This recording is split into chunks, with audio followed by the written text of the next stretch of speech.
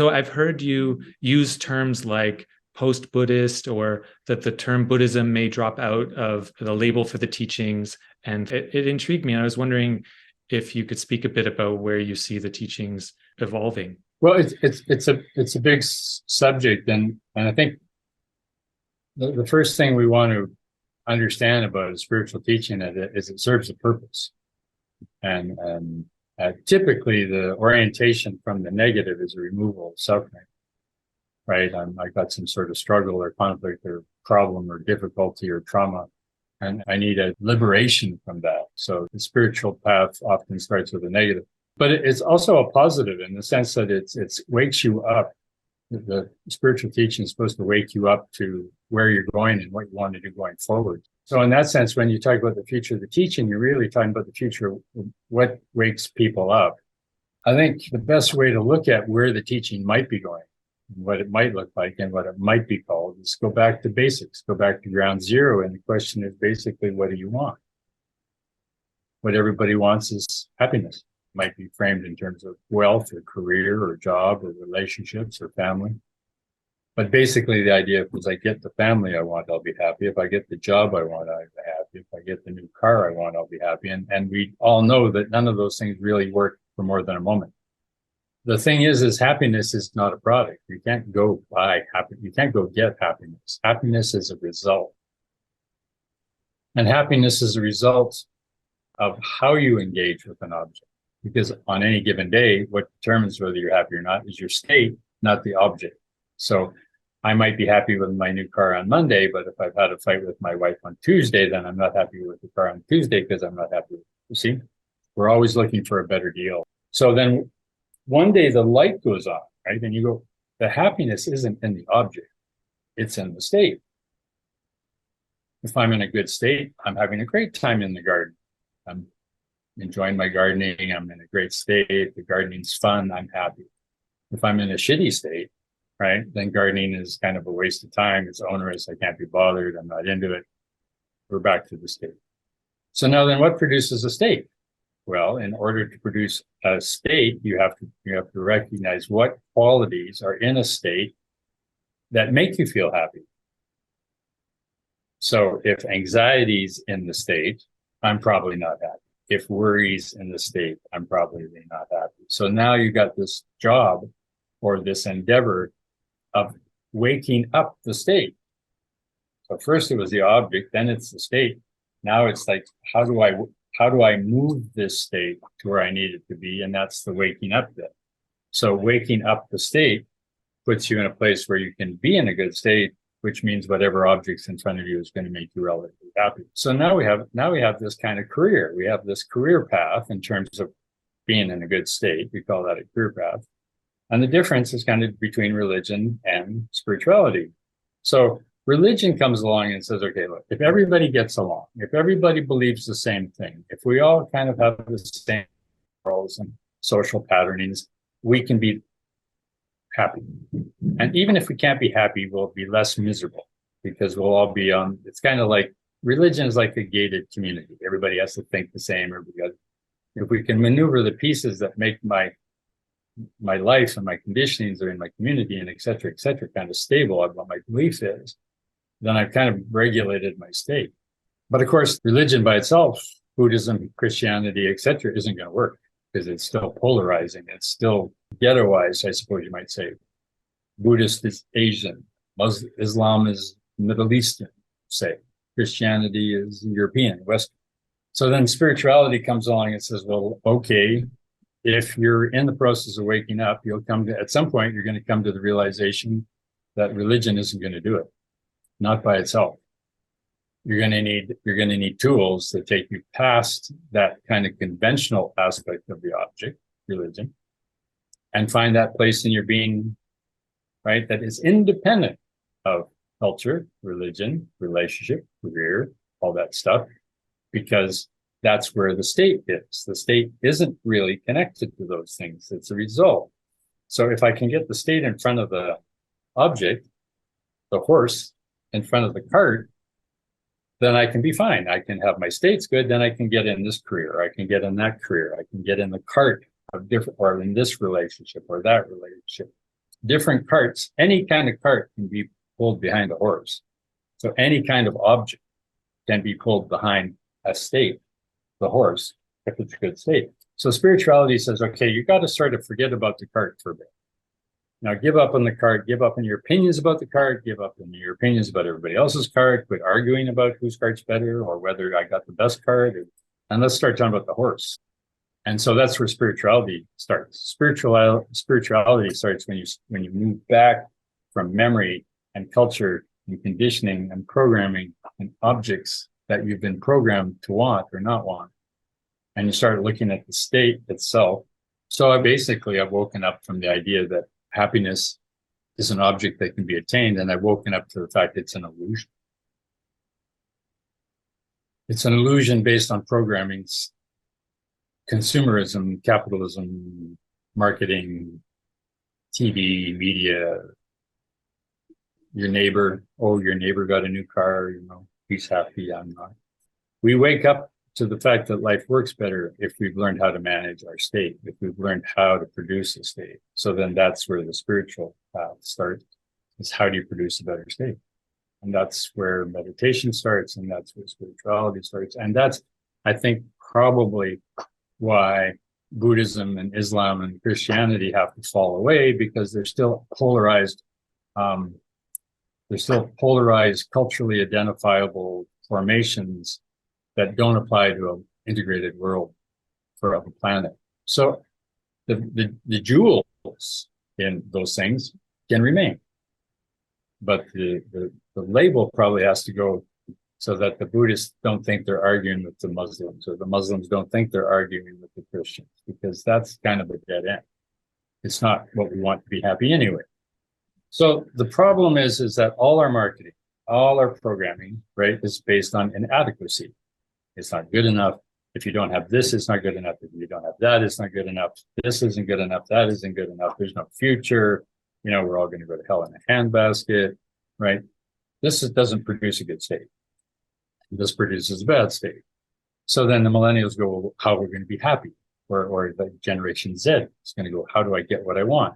Because the whole thing's going to hell in a handbasket anyway. How do I manage this?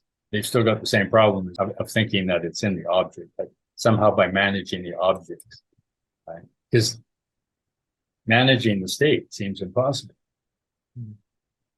But if you take a really good look at it, it takes work, it takes time, it takes effort that most people don't want to apply to the state because they're, I guess, fundamentally afraid it won't work. That's the inadequacy marketing we've been sold. There are good states there, and you can learn how to do them, and you can learn how to be in them, and you can learn how to, the triggers that make you get distracted or fall out of them, or the identities or the personal stories that pull you out of a good state.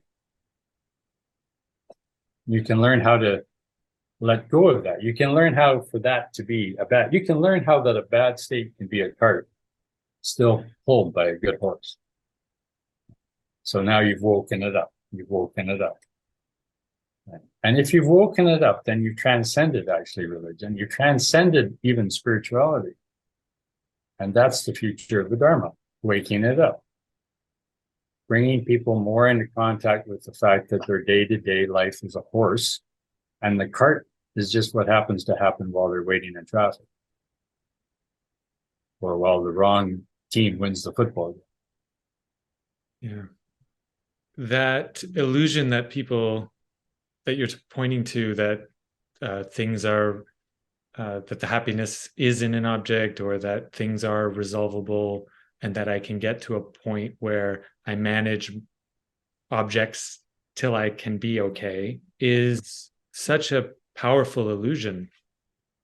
What comes up for me is when I look at younger generations, they are continually seeing the ways in which the previous generations were lacking, and then they turn their attention to that. And that must be a really tempting illusion that, well, they didn't figure it out, and the 1,000 generations before them didn't figure it out, but they didn't try this, so maybe we'll get it. It's just another version of the object. Of course, a generation doesn't figure anything out. That's an object. The idea that a generation is an object that's going to be consistent and total, and well, this generation has done that. No, people have done this and people have done that. And some people have done good things and some people have done bad things, right? Some people have done helpful things and some people have done unhelpful things. And sometimes we don't know until later whether something's helpful or unhelpful, right? So yeah, the thing that hasn't been tried by this generation is the same thing that wasn't tried by my generation, which is we didn't try to wake up. Well, some people did. And those some people did, right, are carrying the force message forward. But this will be true for any generation. Some people will try to wake up. Some people will try to become independent of their generation and their programming. And happiness lies when you become independent, as it were, of your generation and the storyline that it's pushing and its positions and opinions. And this does take work. It takes time and it takes effort. But recognize that time is just right now. That's the only time there is. And effort is just being present. So if I'm in this time here, and if I'm interested, I'm present in this time right here, I'm in a good state. Does it solve the world's problems? No. But is anything going to solve the world's problems? No. But will the world's problems change? Yes. Will they change for the better? Who knows? Does it matter? Because right now you are living here now. And if you're in a good state, anything you do or anything you get involved with or anything you are working with or right will be affected by that good state. And that the object part of it, the result part of it, will then get better because it has to, because the cause is good. The cause is a good state. So the result has to be better than a bad state. So somebody in a bad state about the environment trying to fix the environment probably isn't going to make that much better because they're in a bad state while they're doing it, right? Person in a good state trying to do something will probably have a better effect because it's a good state, and people want to share good state. They don't want to share bad state. So it's not necessarily about not trying to have a positive impact, but that if I'm starting with the positive impact as my goal, then I'm fixating on the cart. Yeah. Focus on a good state, go fix the cart. Go put on, get in a good state and then change the wheel. Don't kind of be in a bad state and change the wheel, because you're going to have the wheel, you're going to have the new wheel, but you're conditioned to bad state. So we have society, it needs forms. We got to work with forms. So, the old time religions worked for them, right? But now they're not working so much because we're not living in that world. We're not living in those conditions, right? It's a global world and it's a global economy. And so what were some of the tools? Well, we've always had philosophy, science, and the Renaissance, I guess. I mean, science has been there forever, but modern science, I guess, starts with Copernicus, 1500s, takes the earth out of the center. That's a huge shift in people's consciousness. The world at the center of the universe. Right? Then you got psychology showing up in the 1800s, a couple of hundred years later. Then you got psychology, because now people are starting to understand, right, how states and forms and conditions of programming work, right? And then you get up, to quantum physics, which says basically that the whole thing isn't there. Good God, that quantum quarks are mathematical probabilities. There is no substance there. And from those quarks, you're sitting here talking to me and I'm talking to you.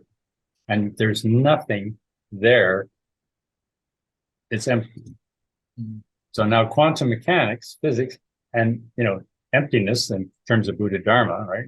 The emptiness of emptiness are actually Watteau, Dzogchen, they're saying the same thing. So each of these paradigm shifts, it sounds like, is an opportunity to connect or to reveal that truth you started with, which is that it's not in the object, but No. people get stuck on the new information and turn Yep. it into an object. Yep. Yep. They do the same because they're doing the same thing. They're turning in quantum physics into an object, or they're turning psychology into an object, or and so basically all these different tools are maps. They're just maps. And now the latest map out there that I found anyway is called integral. And on the integral map, it says, hey, listen, in the old days, you had religion and you had materialism. You had, you had right and you had wrong, right? And integral comes along and says, look, everything has to talk to each other. That your inner experience as a meditator, right? Your own state, right? And your relationship with each other, right? Are interconnected. They're not separate. My ability to be in a clear, radiant state is not separate from you. They help each other.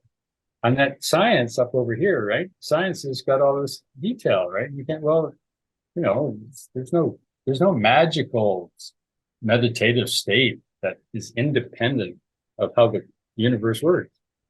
They're connected. And then you get this other thing, you got this group of people building institutions and systems. So, Buddha didn't start Buddhism, but he did, but he didn't start Buddhism. Somebody else started it from him, right? But, how the Buddhist thing gets structured, how it works on its technological aspect, how the monks and nuns and people related to each other affects this guy sitting up here thinking about his state. They're interdependent, interpenetrating, right? Empty in their nature, based on what we said about quark, and the whole thing's held together by language. Now, I think there's something called the Higgs Boson. And a Higgs boson, discovered fairly recently, supposedly, is the little quark, remember, a mathematical probability. No, there's nothing there. Is what holds the entire universe together. How? Now, if you look at this really closely, you go, how, you realize the state. The state is the consciousness, the state of the consciousness. How consciousness is being experienced inside a human. Every human is the same. And as soon as you start moving from that realization, right, then the polarizations and the ghettos of bias and prejudice based on what I want, what I don't want, what I like and don't like, start to fall away. And then the globe can come together, the planet can come together and say, what's best for the planet? Not what's best for humans. Because in a sense, without the planet, there's no humans. So the highest priority is what's best for the planet. And what's best for the planet, as you probably know when you're out in nature, is to be in a good state. Because when you're in a good state, it is beautiful. Right? Nature. And when you're not, it's ominous or like, who cares? I got to get me together. So that's the new teaching. Good state planet. Good state me. Good state me, good state us. Good state us, good state how we work together, good state how we function, good state what we do. And is that easy? No. Because we are conditioned little animals programmed to just be isolated and grab and fight for what we want and avoid what we don't want. And nobody's going to help you and all that negative stuff. Based basically on fear. It sounds like the initial premise of my question, which was, I'll admit, a little bit fixated on this label of, is it post-Buddhism? What does that mean? And is missing the point. There's always going to be new changes. And if I get lost in that, then I'm missing the lesson, which is the state. And that's what 90% of every generation has done, and every generation will do. But nevertheless, in spite of that 10% who do wake up, drive the future. That 10% invented science. That 10% invented psychology, or that 10% got involved in quantum. That 10% is doing integral right now. If you want to wake up, you got to grow up. So psychology was like, well, what's psychology? You know, what do you mean the Earth isn't the center of the universe? Shoot 'em. No, what? Like quantum physics, it doesn't mean anything. It's just a waste of time. Integral? Nah, like, no, don't mess with my world. That's kind of clinging to your crib, clinging to your baby bottle. And really, you don't have any choice anyway, because that's what's happening. Nobody, it's not like they had a vote. Copernicus came along and said that, the Earth isn't the center of the solar system, and everybody voted no, it isn't, Copernicus. So I have a choice. I can either. You don't have a choice. That's the point.